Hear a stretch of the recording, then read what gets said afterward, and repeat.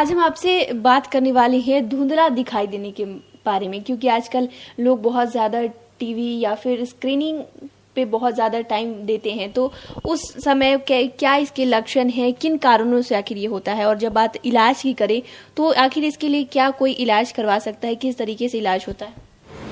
देखिए, धुंधला दिखना आँखों का मेन उसका फंक्शन है दिखाई देना, और अगर धुंधला दिखाई देता है तो कहीं ना कहीं ये गंभीर समस्या, और नेत्र चिकित्सक से मिलकर धुंधला दिखने के कारण जानने होंगे, उचित उपचार करना होगा। जैसे कि सबसे सामान्य चीजें जो होती है धुंधला दिखने का, जो रिवर्सिबल ब्लाइंडनेस कहते हैं, मतलब ये कि धुंधला दिखता है और उचित उपचार से पूरी रोशनी आ जाती है।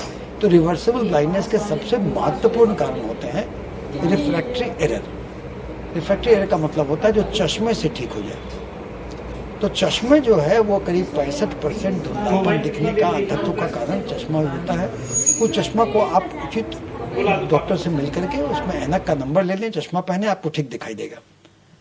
लेकिन बहुत सारी बीमारियां होती हैं जो कि एक आंख में होता है, बच्चों में होता है। तो बच्चों में अगर एक आंख में चश्मे की जरूरत है और एक में नहीं है तो बच्चे अप्रिशिएट नहीं कर पाते हैं, और अगर बचपन में उसे ठीक नहीं किया गया तो एक एम्ब्लायोपिया नाम की बीमारी का जनक होता है। उसमें एक आंख की रोशनी चली जाती है और आगे कितना भी उपाय कर ले तो नहीं ठीक होती है। लेकिन उसका बड़ा सरल उपाय है कि 9 वर्ष के कम के उम्र में उसको जांच करके चश्मे का नंबर दे दें, ताकि नस बनी रहेगी और उसके आगे वो अंधत्व नहीं होगा। इसीलिए बच्चों में तकलीफ ना हो तो भी बच्चों का समय समय पर नेत्र जांच जरूरी है।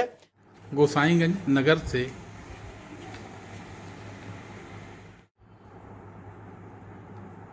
Eye surgeon doctor Shekhar Gupta से हम बात करना चाहते हैं, और हमारे क्षेत्र के लोग ये जाने अपने आँखों के बारे में। और डॉक्टर साहब, मैं आपसे ये जानना चाहता हूँ, डायबिटीज क्या शुगर से नेत्र का क्या संबंध है?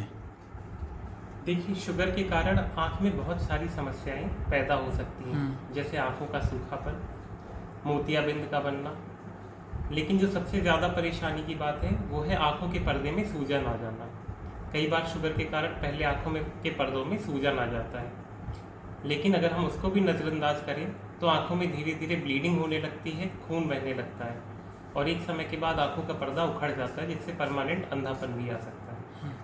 तो अगर आपको शुगर की बीमारी है तो आँख के प्रेशर की जांच और आँखों के पर्दे की जांच जरूर कराएं।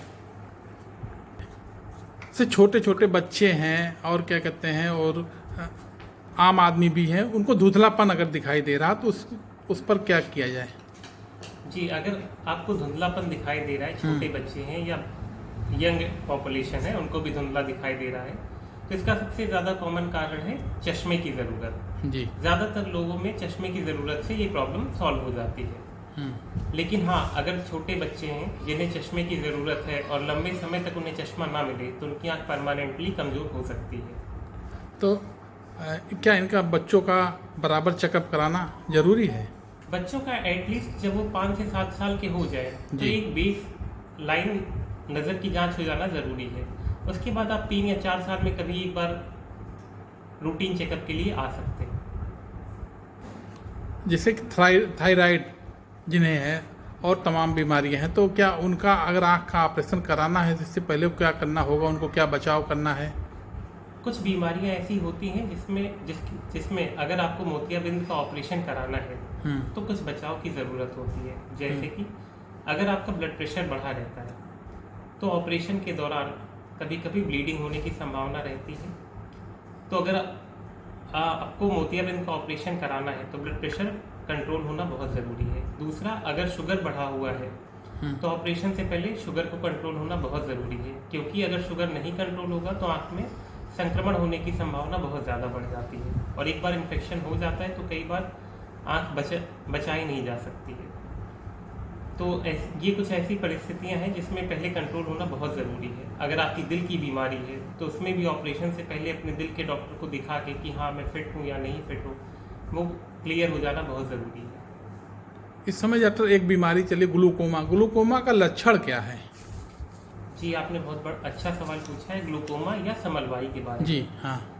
समलवाई 2 तरीके की होती है। एक जिसमें अचानक समलबाई का दौरा पड़ता है, उसमें आपकी आंख लाल हो जाती है, आंख में दर्द होने लगता है और सर में दर्द होने लगता है। ये तो एक प्रकार है, लेकिन जो दूसरा प्रकार है समलबाई का, जिसको हम ओपन एंगल ग्लोकोमा कहते हैं, इसमें आपको सालों साल आपकी नज़र कमज़ोर होती रहेगी और आपको पता भी नहीं चलेगा।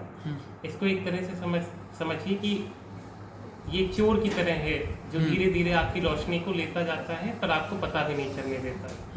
तो इसके लिए ज़रूरी है कि आप अगर 45 साल से ऊपर के हैं तो कम से कम एक बार अपने आँख का प्रेशर और आँख का पर्दा ज़रूर चेक कराएं, और उसके बाद 5 साल पे कम से कम एक बार फॉलोअप पे ज़रूर रहें।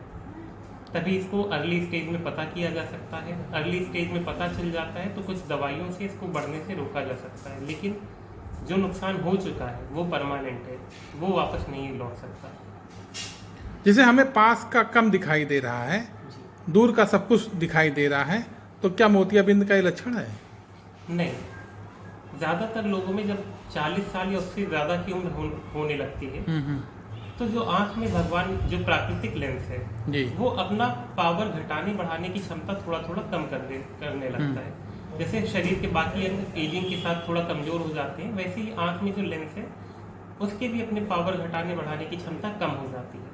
जब हम किसी चीज़ को पास से देखते हैं तो आंख अपने पावर को बढ़ा लेता है, और क्योंकि ये क्षमता कम हो जाती है इस कारण हमें कई बार धुंधला दिखाई देने लगता है नज़दीक की चीज़ें। डॉक्टर साहब, आपने ये डिग्री कहाँ से हासिल की है? जी, मैंने अपना जो MBBS है वो BRD मेडिकल कॉलेज गोरखपुर से कंप्लीट किया था। उसके बाद मैंने अपना MS regional institute of ophthalmology MLN medical college Prayagraj से किया है, और फिर मैंने 2 साल का senior residency king George medical college Lucknow से किया। और आप गोसाईगंज के ही निवासी हैं, आपकी पढ़ाई यहाँ पर कहाँ पर हुई? जी, मैं काफ़ी समय उत्तरांचल में भी रह के पढ़ाई की है मैंने, सरस्वती विद्या मंदिर में। उसके बाद गोसाईगंज में प्रभा देवी इंटर कॉलेज है, ब्लूमिंग चिल्ड्रन स्कूल है, यहाँ पे भी मेरी पढ़ाई हुई है। उसके बाद मैं प्रिपरेशन के लिए कोटा गया हुआ था, और फिर आगे की जर्नी MBBS और MS की। इस समय आप गोसाईगंज में बैठ रहे हैं, किस जगह बैठ रहे हैं? मैं गोसाईगंज में पोस्ट ऑफिस गली में कृष्णा डायग्नोस्टिक सेंटर पे प्रत्येक रविवार सुबह 9 से शाम 5 बजे तक बैठ रहा हूँ।